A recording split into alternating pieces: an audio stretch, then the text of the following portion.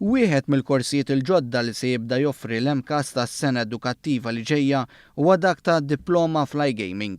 Din id-diploma f'livell 3 se tagħti taħriġ bażiku fil-qasam tal-gaming li kull ma jmur qed jixpruna aktar opportunitajiet għaż-żgħażagħ Maltin u Għawċin.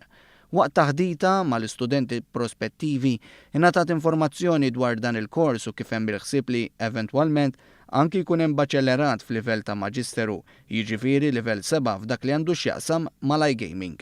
Adam Woodley, uffiċjal li jirrekluta ħaddiema ġodda ma' waħda mill-akbar kumpaniji fil-gaming, jiġifieri Batson, spjega kif pajjiżna huwa art fertili għas-settur tagħhom u l-isfida ewlenija hija li jsibu aktar nies imħarġa biex iħaddmuhom mal-kumpanija rinomata tagħhom. F'dan il-kuntest tkellem ukoll is-Segretarju Parlamentari responsabbli mis-settur tal-gaming Silvio Xkembri li faħħar ix-xogħol li sar bejn l-Awtorità Maltija l-Gaming u l-MCAST biex taħt il-kappa tal-Istitut Ewropew tal-Gaming f'Malta tfassal kors li jħarreġ iktar studenti fil-gaming. Jien għalija li jkollok industrija kbira ħafna.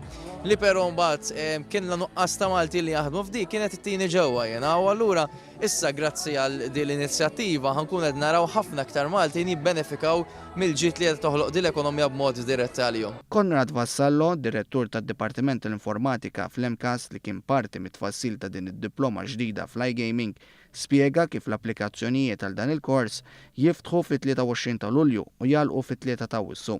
Huwa spjega kif il-kors għandu lan li jilħaq mad-domanda tax-xogħol li hemm fil-qasam tal-gaming. Kors diploma f'dan il-livell, livell 3, u għedeja li biex nattiraw iktar nies f'din l-industrija. U tajjeb ukoll għaliex nies li mhumiex fis-settur għandhom ċans jidħlu għalih ukoll. U mbagħad hemm dan il-kors huwa it-tarġa kif qed tgħid inti għal korsi oħra.